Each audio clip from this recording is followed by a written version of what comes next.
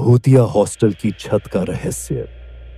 कहानी शुरू होती है एक छोटे से शहर के गर्ल्स हॉस्टल से, जहां कई सालों से अजीब घटनाएं हो रही थी। कहा जाता है कि हॉस्टल की छत पर कुछ ऐसा है जिसे वहां कोई देख नहीं सकता, लेकिन जो भी उस छत के पास जाता है उसके साथ कुछ बुरा घटित हो जाता है। हॉस्टल की लड़कियां उस छत से दूर रहती हैं, लेकिन सर्दियों की एक रात कुछ ऐसा होता है जिससे हॉस्टल की रहस्यमयी छत का डर एक बार फिर हिल उठता है। हॉस्टल की मुख्य पात्र रिया एक साहसी और निडर लड़की है जो अंधविश्वास में विश्वास नहीं करती। उसके साथ उसकी 3 सहेलियां काजल, नीतू और पायल हैं। हॉस्टल में अफवाहें सुनने के बावजूद वे चारों हिम्मत करती हैं कि एक बार उस छत के ऊपर जाकर देखें कि असल में वहां क्या है। रिया ने ठान लिया कि वह उस रात छत पर जाएगी। वह अपने दोस्तों से कहती है कि यह सब केवल लोगों का वहम है। उसने अपने दोस्तों को भी साथ चलने के लिए मना लिया। वे छुपते छुपाते, डरते सहमते उस रात हॉस्टल की छत पर पहुंची। जैसे ही वे छत पर पहुंची, उन्हें एक अजीब सी ठंडी हवा महसूस हुई। छत के एक कोने में एक पुराना खंडहर नुमा कमरा था, जिसके बारे में लोग कहते थे कि वहां एक बुरी आत्मा का निवास है। रिया और उसकी सहेलियां धीरे धीरे उस कमरे के पास गई। जैसे ही रिया ने कमरे का दरवाजा खोला, उन्हें एक बेहद ठंडा झोंका महसूस हुआ और कमरे के अंदर अंधेरा ही अंधेरा था। अचानक किसी ने रिया का हाथ पकड़ा। उसने जैसे ही मुड़कर देखा, उसके सामने एक सफेद साया था। उसकी आंखें गहरी लाल और बाल बिखरे हुए थे। रिया चौंकी और उसने चीख मारी, जिससे उसकी दोस्त काजल भी डर गई और तुरंत बाहर भागने लगी।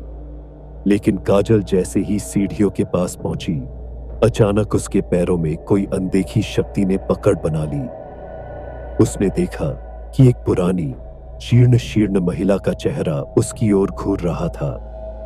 नीतू और पायल चिल्लाई, लेकिन वे भी उस छाया के प्रभाव में आ गई। रिया किसी तरह हिम्मत करके उन सबको उस शक्ति के चंगुल से छुड़ाने की कोशिश करने लगी। इतने में छत की दीवार पर कुछ पुराने निशान और अंकित लकीरें नजर आईं। रिया ने गौर किया कि वहां पर एक नाम लिखा था, संध्या। उन्होंने सोचा कि शायद यह भूत उसी का है। रिया ने फिर हॉस्टल की पुरानी वार्डन से बात की, जिन्होंने एक पुरानी कहानी सुनाई। उन्होंने बताया कि संध्या एक समय में इसी हॉस्टल की छात्रा थी, जो किसी अज्ञात कारणों से छत से गिर गई थी।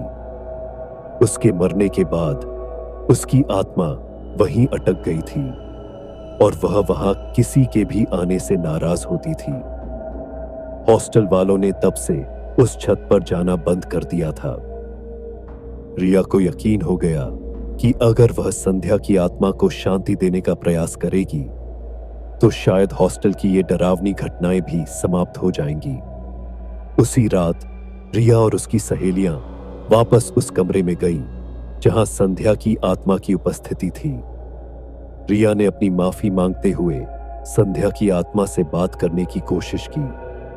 अचानक से कमरे में तेज हवा का झोंका आया और संध्या की आत्मा प्रकट हुई। उसके चेहरे पर नाराजगी थी। रिया ने रोते हुए उससे कहा, हम यहां तुम्हारी मदद करने आए हैं संध्या। हम चाहते हैं कि तुम्हें मुक्ति मिले।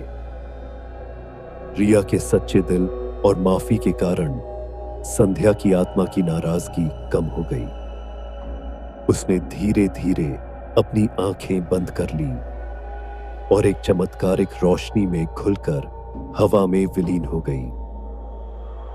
उस पल के बाद से हॉस्टल की छत पर होने वाली अजीब घटनाएं समाप्त हो गई और रिया और उसकी सहेलियां वापस अपने जीवन में लौट गईं।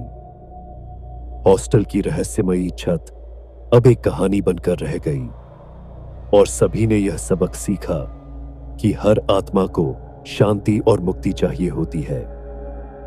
इस तरह रिया और उसकी सहेलियों ने हिम्मत और दोस्ती की शक्ति से एक पुराने भूतिया रहस्य का हल निकाला। Disclaimer: this channel is for entertainment purposes only. We do not support or promote any spiritual or superstitious activities. All stories shared here are fictional and meant just for fun. यह चैनल केवल मनोरंजन के उद्देश्य से है।